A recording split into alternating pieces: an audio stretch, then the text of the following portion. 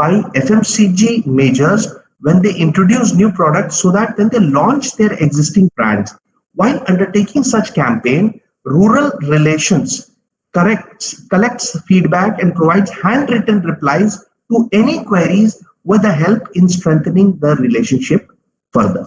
Now, this basically sort of a connect that you have to establish with the type of the customer creates some sort of a factor which is called as trust, develops a relationship, and helps you in actually reaching out to your consumer with your products and services. So the first step is not trying to push your product, but trying to listen to their requirements, their needs. And how did this company go about doing this? They started asking them for queries. Now, how would the people in the village be writing back to you? Many of them would be speaking out to you. So you take their recorded messages and you play back recorded messages to them as to the questions that they have asked. Now, this is very simple because they need not have the knowledge of writing and reading. But some people who exactly know how to write and they write in a specific language, it could be Hindi or any other vernacular language that they would be actually using. So you have to reply back to them in a written form, not like using some sort of an email or voicemail or things like that. So use the same medium, and that too written, not typed, but rather handwritten replies. Now that exactly is going to create something called as a connect and establish some sort of a association that is there, and that would create something called as trust, believability, and would help you get to their marketing. So this is basically all something which is called as customer relationship marketing, that is developing relationship, and coming down to it is personalized marketing. So how you actually go down to personalized marketing is a very, very important aspect. And I'll just be talking about how you're going to be using it for the other set of customers. That is, in the urban upstream, how exactly you can use this aspect to connect with customers and using social media and customer relationship management so that you can actually translate the customer lifetime value to those customers. So I'm going to be discussing about now urban story. I'm going to just be reading out an urban story to you. Now, we've got about 30 million users of social media in India. Now, because social media has emerged as a powerful tool to develop and maintain customer relationships, particularly for companies who are not hesitant to own up their mistake and prepared to address customer complaints. Now, Parle Agro, they launched a Twitter campaign to track its new snack food brand, Hippo's retail inventory. Now, customers were asked to tweet whether they found Hippo to be one of the stocks in any of the stores, with a promise to replenish the stocks. According to Parle, they received stock-related information from tweets from 25 cities, and subsequent to this effort, the sales increased significantly. So Parle indicated that through this effort, the number of people tracking Hippo stocks was equal to approximately half of its sales force. So now you see what exactly the power of social media and customer connect is. So the number of people who are actually tracking the sales were actually half of the total number of the sales force of the Parle team. So Parle Agro leveraged Twitter to launch Hippo in a new format and flavor based on the consumer response.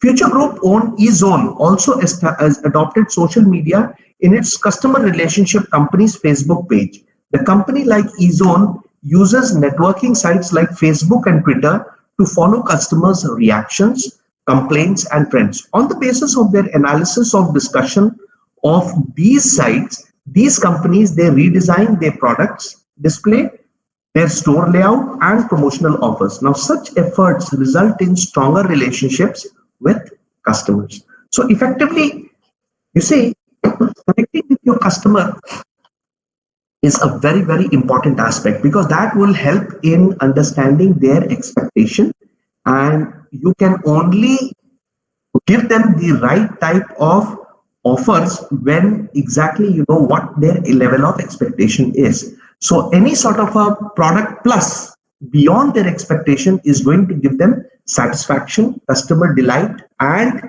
loyalty. That exactly is a very important aspect, because the net present value of stream of future profit expected over a customer's lifetime purchases is called as customer value. Now, I'm going to give you an example of this hypothetical example to illustrate how customer lifetime value is actually calculated. Now you see a small graph on a small table on your sheet, on your screens. Just want to reconfirm from my students. You can just unmute your microphone to give me a feedback if the table is visible. Yes, sir, you can see. Yes, sir. Okay, excellent. Sir, Yes, can sir, you zoom in a little? Yes, sir. Okay, you The want me to figures are zoom in too a little? small. Yes, sir. Okay. I'll try to do that. Yes, sir. Thank you. Okay, just a minute. Can you now see it? Is it good enough? Yes, sir. Okay, excellent. So let us look at how exactly we would try to illustrate a customer lifetime value calculation. And this exactly, let me tell you, is a hypothetical example. Okay, so this is, let's say, we've got a 10-year window for any sort of customer and a product interaction. Okay, so we've got factors on the y-axis, that is, if you are going to be looking at number of customers, revenue per customer, variable cost per customer, margin per customer, acquisition cost, the total cost of profit, and the present value. So what we're going to be doing is, we would be trying to see that in the 0 year, we have got the total number of customers is 100. Okay, and we exactly have got something like around acquisition cost per customer is 40. So let's say 40 rupees is the cost that you invest to get a new customer. Okay, so 40 into 100 will give you 4,000. But this 4,000 is an investment that you have done to get these 100 customers.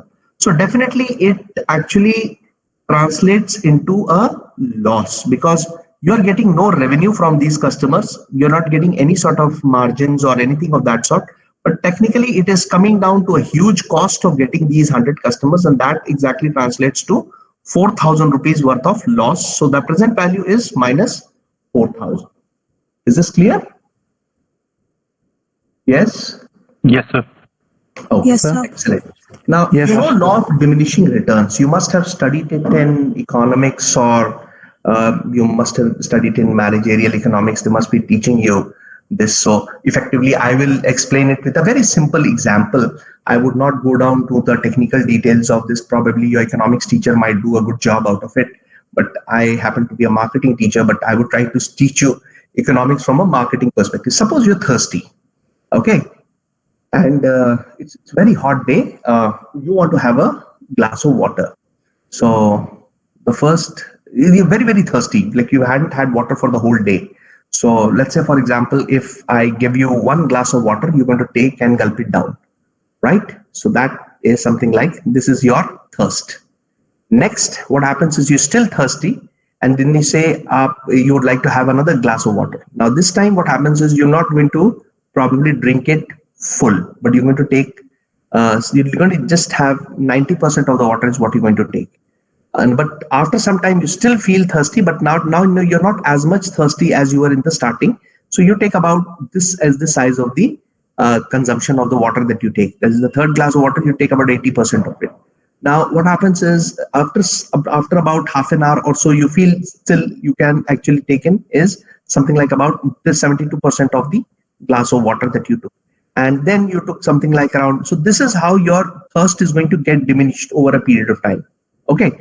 You can also understand that you exactly are, there's something like the new amount of water that you are adding per glass of water that you've taken. So at the end of the 10th glass, you do not have any amount of thirst that you're going to have. You're going to be super saturated, and you're going to just take probably 2% of the water, just one sip of water.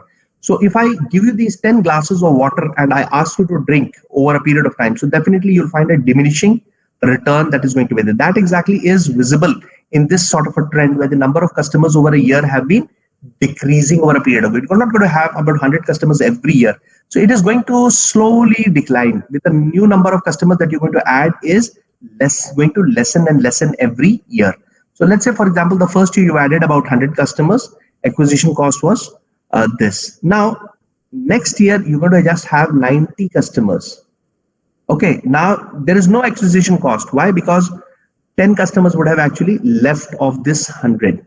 Okay, so definitely now revenue per customer, the revenue that they're generating is 100 rupee per customer. Now, effectively, and the variable cost per customer is this, and the margin that you're using per customer is this. So effectively, if you are going to calculate this, you exactly will find that the figure comes out to 2700 is the profit that exactly is going to be there. Now, how exactly is this going to be reflected? I'm going to explain it to you. That is, this is the money that the customer is going to give you. Okay, and this is the costing that is going to come per customer. So let's say, for example, if 100 rupee is the money that the customer gives you and 70 rupees is the costing of the service that you're providing to that customer, 30 rupees is the margin that you're going to save per customer. So when you multiply 30 into 90, you would get 2700. Now this 2700, mind you, is a positive plus. So this exactly is a profit. So total profit, if you're going to multiply with the number of customers, then you are going to get that this, so effectively you're going to get 54.55. So effectively now you see this was negative and this became positive. Okay, then what you're going to do is this is going to become, the revenue is going to increase.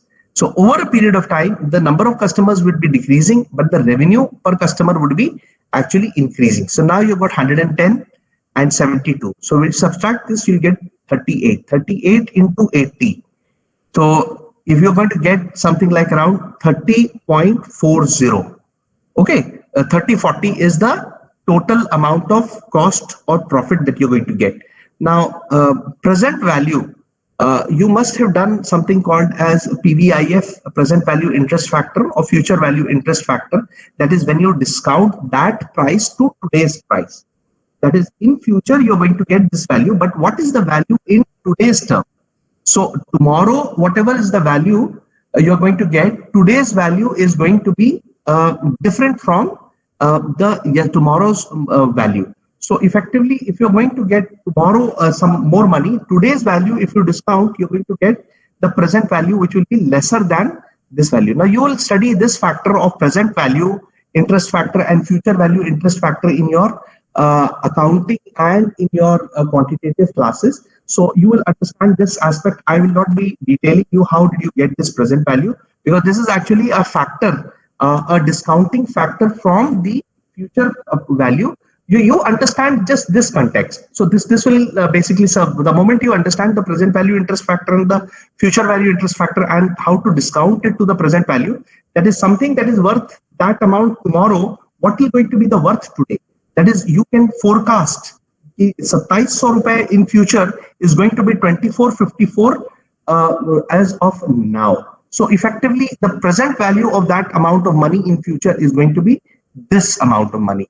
Similarly, we are going to be looking at all these factors. So effectively, this is the cost, that this revenue is going to increase per customer, and the variable cost is going to actually be here, which is also going to increase. But the difference of this is going to give you the margin per customer. When you multiply the margin with the number of customers, you're going to get total cost of profit or total cost or profit. Now here you see you're getting, the profits are also getting diminished over a period of time with the amount of customer that you're losing in your 10 years time. And in your 10 years time, you have exhausted down to just 2 customers, and this is exactly is the size of the profit. So effectively, you see this thing actually goes up to this level, and then in the 3rd year it is the maximum 3240, and then it starts diminishing. So it graph goes up like this, and then it starts coming down unless you decide to inject it with a new product or a new variant or a new service that is there. So this is a static product. This is just one hypothetical calculation that I've done to show you the reaction between the revenue, the variable cost, the margin, the acquisition cost, and the number of customers that is there. So just to tell you that we do a lifetime calculation, we do a simulated modeling for any sort of a product and service for, let's say, a 10-year time calculation as to how this product is going to give us the different type of customers and revenue and profit or loss over a period of 10 years time.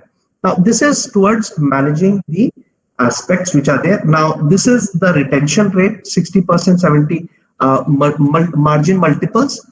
We would not be getting into all those calculations as of now, but technically I would be trying to tell you to how to attract and retain customers.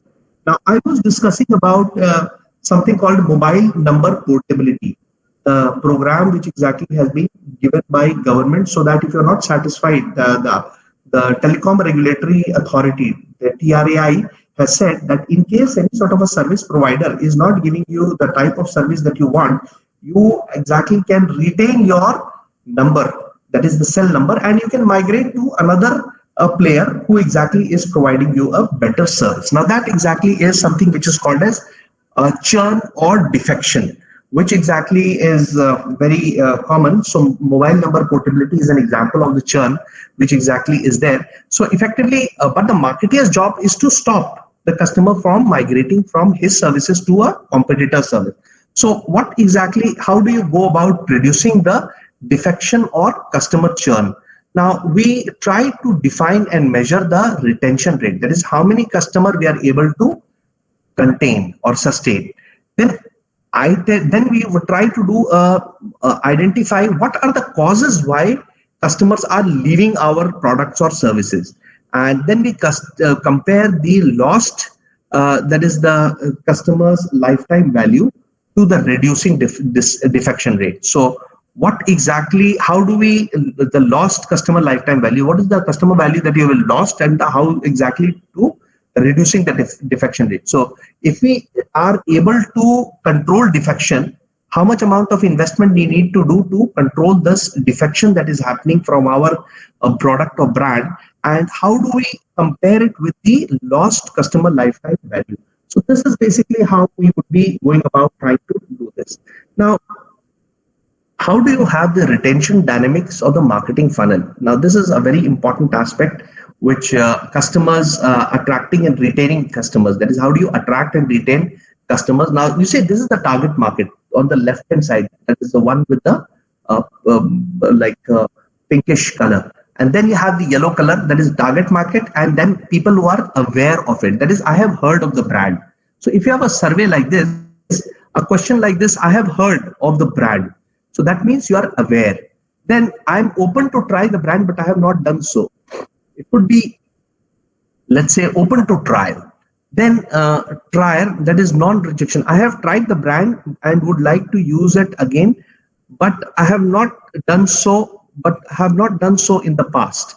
Use it, we would try to use this brand, but I have not done so in the past. Then recent user, once in past 3 months. I have used the brand in the past 3 months, but I'm not a regular user of the brand. Then a regular user is one, that is, I'm a regular user, but this is not my most often used brand. And then the most often user, that is exactly the green that you see. I use this brand most often, even though I do not use other brands. So effectively now you see this person is actually using this brand and does not use other brands. So he is going to be loyal. And then we've got the last one which says that I actually am a brand loyal. So effectively what happens is that it says I always use this brand as long as it is available. So only on the context of unavailability that the person would be not using this specific brand.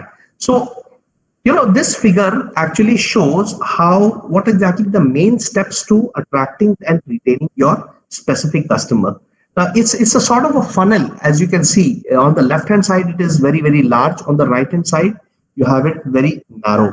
Now, this identifies what percentage of potential target customers actually are at each stage in the decision-making process, from merely being aware to highly loyal. Now, customers move through each stage before becoming brand loyal. So, you cannot just from the target market come to simply the loyal stage, but you have to follow the step one by one, from target market to being aware to open to trial non-rejectors to recent users to regular users to most often used, and then you will come to the next. And then you exactly a decision maker. You take a decision to move from target market to awareness. So you do some sort of a decision making when you exactly are from awareness, you're going to open to trial. And then you are going to come down to the next level, that is using it once every 2 week or most often used or loyal. Now, these are how the customer moves to each stages to become. Some marketers extend the funnel to include loyal customers who are brand advocates or even partner with the firm. Now, beyond loyal, also there is another stage. That is, you become the ambassador of the company or the brand. That is, you would like your friends also to use this brand. So you become actually a spokesperson to the brand. So you start advocating that please use this brand because this is the best brand which is available, and you become a brand partner with the organization, or you start doing brand advocacy. So that's the level beyond loyalty level for being the different customers. How do we manage the customer bases? That's another important aspect that we would be discussing today. Now, this is a key driver of shareholders' value, which happens to be the aggregate value of the customer base. So winning companies, they improve by excelling at strategies like the one listed here. That is, we've got about 5 values exactly are listed over here, and winning companies, they try to do it. So first thing that they do is they try to reduce the customer defection. That is, they try to see that whoever has actually joined with them, who has partnered with them, they actually stay with them. They do not lose the customer, because the cost of getting a new customer is much higher than cost of maintaining a customer. So repeat customer is always very easy to sell because the customer is already aware about your product, aware about your organization, aware about your services, aware about your reactions, aware about many more things than a new nascent customer. So it is always good to try to invest in people who exactly are your customer set, and that would help in reducing customer defection. So that is the first thing that you have to actually do. Second is increase customer longevity. So you actually try to increase the life value of the customer. So if the customer has been there for, let's say, 2 years, you try to see that the customer is increasing its longevity by another year. So make it by 3 years. And then if it is for 3 years, you see to it that he or she is offered a new type of a service or new type of a benefit or new type of an association with an earlier product. That is, the customer remains longer with you over a period of time. So that increasing the longevity is going to be another key element to increasing your customer base.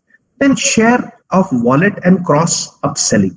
That is, you decide that the customer basically uses a major share of its wallet and try to upgrade him from the basic product to the advanced product or a higher variant.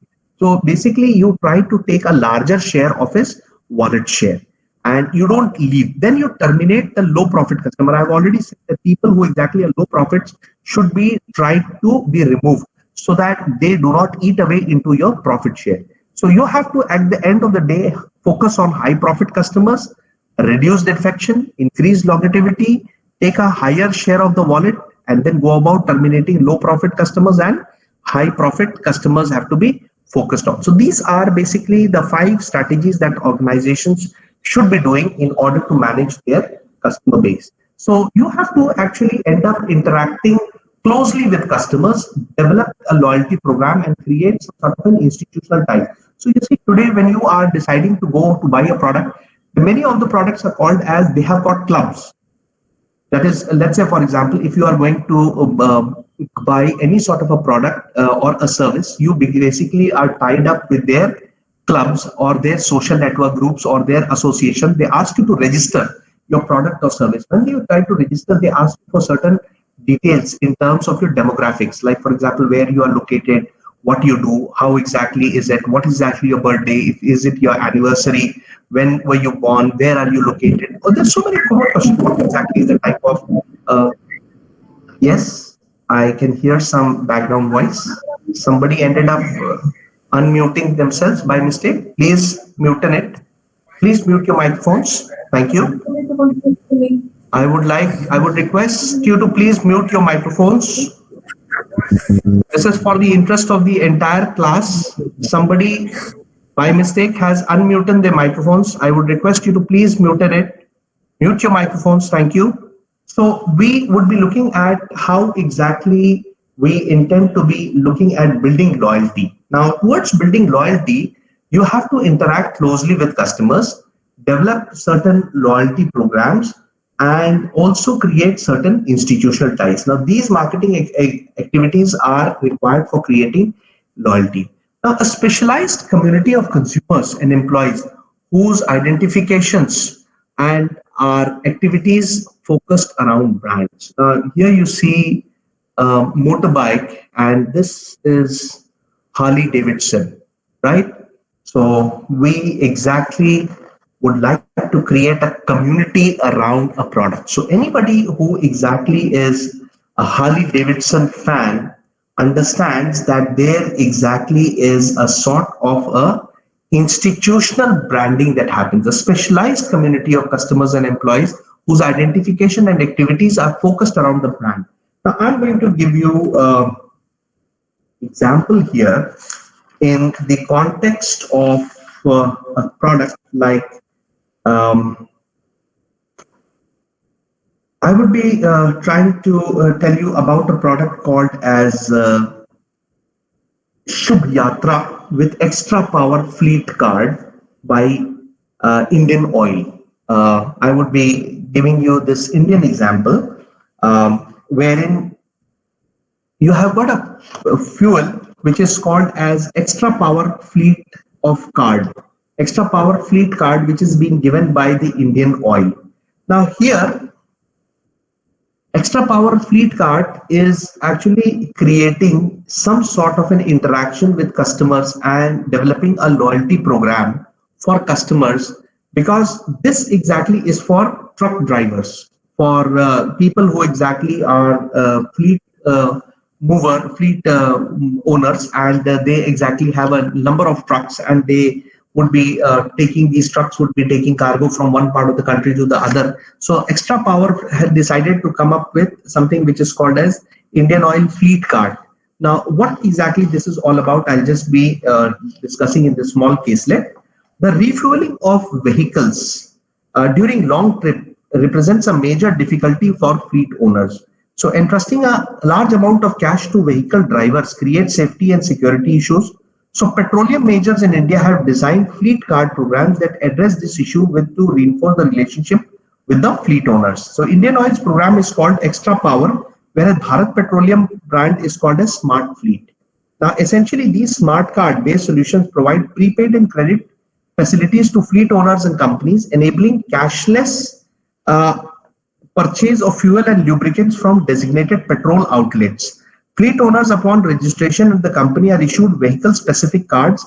Each transaction is authorized through a unique personal ID number, and the feature not only provides enhanced security but also enables in tracking the vehicle movement while refueling, which helps in improving the route compliance and vehicle utilization.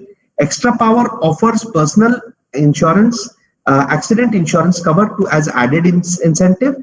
And in addition, the fleet car owner can redeem the reward points accumulated in the card either for gift from the Extra Power catalog or for fuel and lubricants from Indian Oil.